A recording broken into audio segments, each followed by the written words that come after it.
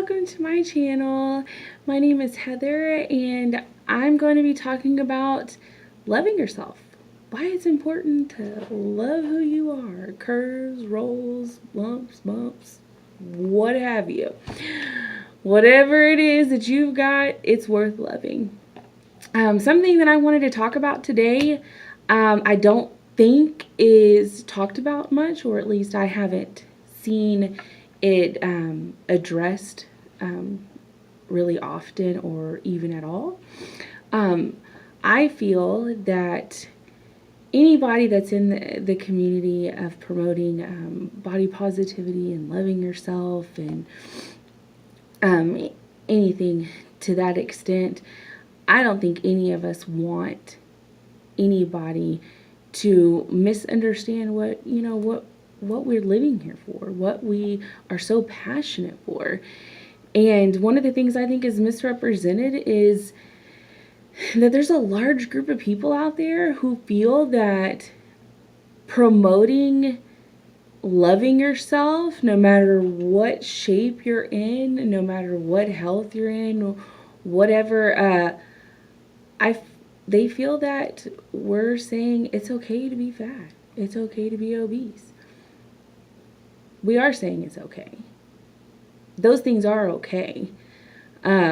Those things aren't always caused because of an illness or laziness or whatever. I mean, being fat doesn't mean you're unlovable.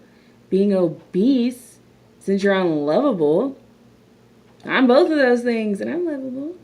I have a husband to tell you, a mother, children, family, friends, my church, my pastors. Everyone, they don't love me because of how I look. They love me for who Heather is, for my heart, the person here inside of me. Those things are lovable, and those things are beautiful. Those things are what make you who you are.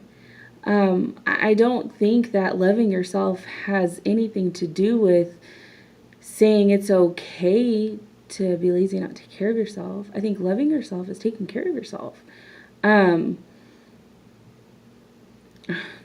Obviously, I'm a bigger girl. There's things that have led me to here. There's a lot of things that I'm working on as far as my health is concerned and how it goes. But those things don't have anything to do with me loving me. Those are things that are going on in my body that I can't control. What I can control is my attitude about me and who I am and what I look like. And you know what? I think I'm beautiful. Or I don't think. I know that I'm beautiful. Everybody has their own opinion on what beauty is. Beauty is in the eye of the beholder. Everybody has a different opinion. What's beautiful to me might not be beautiful to you. And that's just how it is. I don't understand why. Sorry, y'all, my hair today is... I tried this whole curl thing and I cut my own bangs and... yeah, I like it. And then I'm like, are we feeling it, y'all? Are we feeling it? But anyway, sorry. I can be a bit random and get sidetracked very easy. You'll get to know me. But going on with what I was saying, yes, those things don't define who we are. Our health, our circumstances don't tell us that we're beautiful or unbeautiful, pretty or unpretty, sexy or unsexy. None of those things. Our circumstances don't. We're supposed to love ourselves, even if we're struggling with our weight, even if we're wanting to lose weight. I think growing up, we're given, and I mentioned this before, we're given these images and we're told what beautiful looks like. We're told what pretty or what sexy is. So I think the mindset of a diet or I have got to do something because, it's swimsuit season coming up, right? Why are we pressuring ourselves to look a certain way during the summer? Why? Why are we not living who we are? Or Why aren't we trying to become healthier because we want to live longer? That's an idea, right? We want to be healthy because we want to live longer.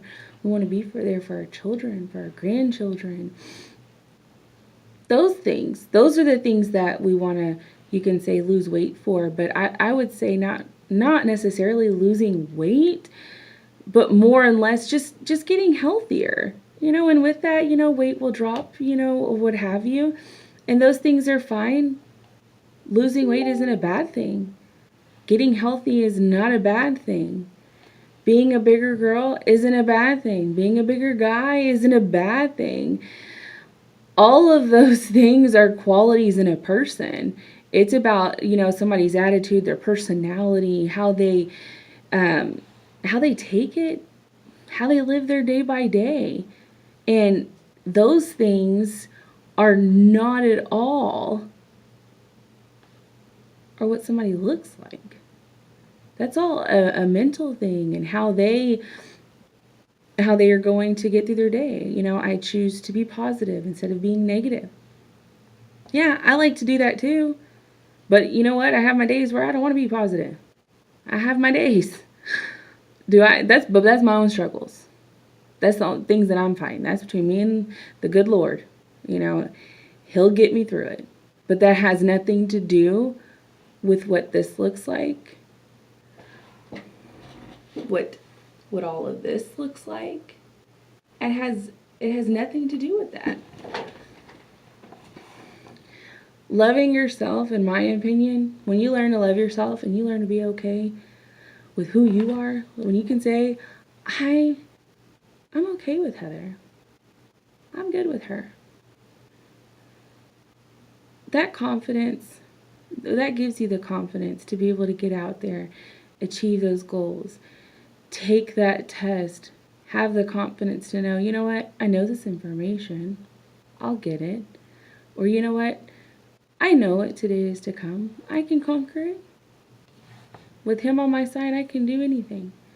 These are things, we can do all of these things even easier when we love ourselves, right? Because when all you can think about is everything wrong with you or what you feel is wrong with you, when that is the case, how hard is it to get up? How hard is it to get through tomorrow? It's difficult. But it all starts with, in your head. We have to pretty much unlearn what we've learned. That's difficult. If that's all you've ever known, like, who's to say it's wrong? Who's to say you're not the one wrong for thinking it's wrong? All these different things. Honestly, for me, what's good is good and what's bad is bad. And every day I try to think of things that way. I think for me, just making it simple, because in my head it seems so complex, it makes it that much easier to make that choice or that decision, It just does. I've seen so many times. I've always been that girl. I've always been that person that people come up to and tell their whole life stories. That's not something I don't like. I find it flattering. I enjoy hearing what people are going through. I enjoy the fact that they see something in me that makes them want to open up. I love that. That's one of the things that I do love about myself. I love that people seem to be able to come to me with anything, without any shame, without any guilt. One of the things that I've learned to love about myself. And with that being said, where I was going with that, is that because people do that with me, I'm able to hear what they go through, what their struggle is, what their insecurities are, what are the things in their head hindering them from their own success. What are those things? And to be completely honest with you, just about every person that has ever come to me, male or female, just about, we're saying people besides friends and family, just about every single one of them, when it came down to it, they didn't love themselves. When you don't love yourself, you don't respect yourself. And I won't say won't respect yourself, but scratch that. I mean, I think, it all comes hand in hand, but I do know it's a mental thing. And when we're feeling a negative way about ourselves, it does show. Our lack of confidence does show. It shows in our posture. It shows in our mannerisms. It shows how we carry ourselves, how we deal with certain situations. It all comes out. It just does. Our insecurities are right there. And if you're in a relationship, any of my married ladies or not single ladies, period, in a relationship, I think we just we face those. We face those insecurities, head on with our spouses because they see us in a light that we can't imagine.